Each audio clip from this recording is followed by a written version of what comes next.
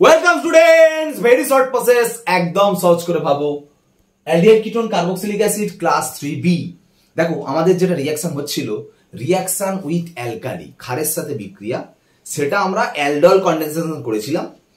আজ যেটা করানো হবে সেটা হচ্ছে ক্যাননিজারো রিঅ্যাকশন আর টিসেনকো বিক্রিয়া। দেখো অ্যালডল কন্ডেনসেশন, ক্যাননিজারো, টিসেনকো তিনটেই কিন্তু এক্সামে পড়বে, আমি এটা বলেছি তাই না, মোস্ট ইম্পর্টেন্ট। তো ক্যাননিজারো রিঅ্যাকশন সম্পর্কে আজকে একটু ভাবতে হবে। তো ফার্স্ট আমরা যেটা দেখবো ক্যাননিজারো রিঅ্যাকশনে, যে কারা ক্যাননিজারো রিঅ্যাকশন করে। দেখো অ্যালডল কন্ডেনসেশন যখন করে আমি বলেছিলাম আলফা হাইড্রোজেন অ্যাটম যাদের থাকে তারা অ্যালডল কন্ডেনসেশন করে। আর এখানে যেটা হবে আলফা হাইড্রোজেন অ্যাটম নেই যারা, তারা করে। যেমন ফর্মালডিহাইড, আলফা হাইড্রোজেন নেই কারণ এটা অ্যালডিহাইড গ্রুপ, তার পাশের কার্বন, বুঝতে পারছো, এটা তো ফাংশনাল গ্রুপ। ফাংশনাল গ্রুপের পাশের কার্বনকে আলফা কার্বন বলে, তাতে যে হাইড্রোজেন থাকে তাই এর পাশের কার্বনই তো নেই। জামাই নেই, আমার জামার পকেট থাকবে কোথা থেকে, তো এরকম ব্যাপার। তো যাই হোক, এটা মানে ক্যাননিজারো রিঅ্যাকশন করবে যেহেতু আলফা হাইড্রোজেন নেই। কি দেয়া হয়? কনসেন্ট্রেটেড অ্যালকালি দেয়া হয়, গাঢ় ক্ষার দেয়া হয়। গাঢ় ক্ষার মানে কিন্তু 50%, হ্যাঁ 50% NaOH দিয়েছো। দিলে কি হবে দেখো, আমরা রাফ করবো একটা। কি রাফ? মনে রাখবে একটা মলিকিউল অক্সিডেশন হবে, একটা মলিকিউল রিডাকশন হবে। কি করে অক্সিডেশন রিডাকশন হবে? অক্সিডেশন মানে জানো তো, দেখো কিভাবে হবে। এই ফর্মালডিহাইড এটা রাফে করবে কিন্তু, ঠিক আছে। অক্সিডেশন মানে একটা ও অ্যাড হয়ে যাবে কোথায়, এই CH বন্ডটা ভেঙে এখানটা ও অ্যাড হয়ে যাবে। মানে কি হবে তার মানে HCOOH, ফর্মিক অ্যাসিড। আর একটা মলিকিউল কি হবে? রিডাকশন হবে। রিডাকশন হবে মানে দুটো H অ্যাড হবে। এই যে ডাবল বন্ডটা উঠে গিয়ে এখানটা একটা হাইড্রোজেন ঢুকে যাবে, এখানটা একটা হাইড্রোজেন ঢুকে যাবে। তাহলে কি তৈরি হবে? CH3OH। এই দুটো জিনিস তৈরি হবে। কিন্তু ফাইনাল প্রোডাক্ট এই দুটো নয়। কেন? এই দুটো হবে ঠিক কথা, কিন্তু যেহেতু মাধ্যমে অ্যালকালি রয়েছে, ক্ষার আছে, সেখানে অ্যাসিড কোনোদিন স্টেবল অবস্থায় থাকতে পারে না। কেন না, এর সাথে আবার কিন্তু এই অ্যালকালি অর্থাৎ ক্ষারের সাথে কিন্তু রিঅ্যাকশন হবে, হয়ে এখান থেকে জলটা বেরিয়ে যাবে। বেরিয়ে গিয়ে যেটা ফাইনাল প্রোডাক্ট HCOONA আর CH3OH, এটা অ্যান্সার। পরীক্ষা এটা দিলে যে দুটো প্রোডাক্ট হবে, এই দুটো অ্যান্সার। তুমি রাফে কিন্তু এরকম করে নিতে পারো। কিন্তু এই যেটা করা হলো অরিজিনালি কি এইভাবে হচ্ছে? তার আগে আমি একটা কথা বলি, এটা ফর্মালডিহাইড না দিয়ে যদি বেঞ্জালডিহাইড দিত, সাপোজ দেখো হাইড্রোজেন মুছে দিলাম, বেঞ্জালডিহাইড যদি দিত, ঠিক আছে, তখন বুঝতে পারছো এই H নেই, এখানে বেনজিন রিং থাকবে, হ্যাঁ কি না? H নেই, বেনজিন রিং থাকবে, ঠিক আছে। সেম কি হবে, এখানটা বেনজিন রিং হবে। দেখো হলো, তার মানে এটা কি তৈরি হবে? বেনজিনের মাথায় COON, এখানটা যেটা হবে আমরা পুরো মুছে দিচ্ছি, এটা তৈরি হবে বেনজিন COON। আর এখানটা যেটা হবে বেনজিন CH2H। দেখো বেনজিন CH2H, তাহলে প্রোডাক্ট হবে বেনজিনের মাথায় CH2H, আর একটা প্রোডাক্ট হবে বেনজিনের মাথায় COON। তাহলে কি বুঝলে? আরো শর্ট প্রসেস যদি ভাবতে পারো, CHOটা CH2H এ ট্রান্সফার হবে, একটা রিডাকশন হয়, আর একটা CHOটা COON তে ট্রান্সফার হবে। একটা অক্সিডেশন হচ্ছে, একটা রিডাকশন হচ্ছে। তো অরিজিনালি কিভাবে হয়, মানে আমরা তো শর্ট প্রসেস শিখলাম, মেকানিজম কি এটা। যেমন ফর্মালডিহাইডে তুমি বললে যে 50% NaOH দিলে, তুমি শর্ট প্রসেস শিখলে কি, এখানে একটা ও ঢুকবে, তারপরে NaOH থেকে জল বেরিয়ে গিয়ে হবে HCOONA। খুব ভালো কথা, পরীক্ষার সঙ্গে সঙ্গে অ্যান্সার করার জন্য ওরা ভেবেছে, খুব ভালো কথা। আর রিডাকশনটা কিভাবে হবে? এখানে একটা H, এখানে একটা H ঢুকবে, মানে হবে CH3OH। এটা তাড়াতাড়ি অ্যান্সার করার জন্য ভেবেছে, খুব ভালো কথা, কারণ এই ধরনের কোশ্চেনই বেশি দেয়, মেকানিজম খুব একটা পড়ে না। কিন্তু অরিজিনাল মেকানিজমে তুমি যদি যাও, তাহলে কিভাবে হচ্ছে ব্যাপারটা দেখো।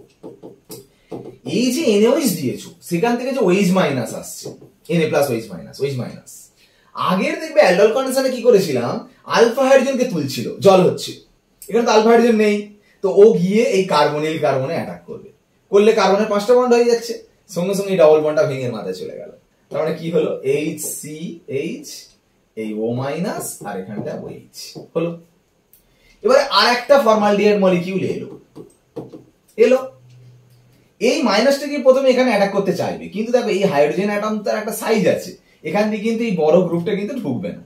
সেই জন্য কি হবে, এই মাইনাসটা এখানটা পড়বে, এই হাইড্রোজেন ছোটটা বেরিয়ে গিয়ে সে এই কার্বনে অ্যাটাক করবে আর এই বন্ডটা এখানে চলে যাবে। তাহলে কি হলো বলো, এই যদি এখানটায় পড়ে তাহলে H C double bond O H হয়ে গেল, এটা তো বেরিয়ে গেছে, এটা তৈরি হলো। আর এই এইচটা এখানে ঢুকলো মানে দুটো এইচ ছিল, একটা এইচ ঢোকা মানে CH3O-। এবারে কি হয়, এই বন্ডটা ভেঙে যায়, ভেঙে গিয়ে এটা হয়ে যায় O-, এই এইচটা এ নিয়ে নেয়, নিয়ে নিলে হয়ে যায় CH3OH। আর এই যে NaOH এর Na+ টা এই পাশে বসে গেল, দেখো প্রোডাক্ট তৈরি হয়ে গেল, অ্যান্সার। এইভাবে মেকানিজম আসছে। ওকে, তো নেক্সট আমরা যেটা যাব ক্রস ক্যানিজারো। দেখো ক্যানিজারো রিঅ্যাকশন শিখেছো, এখন আমরা দুটো মলিকিউল আলাদা আলাদা নেব, দুজনেরই আলফা হাইড্রোজেন নেই।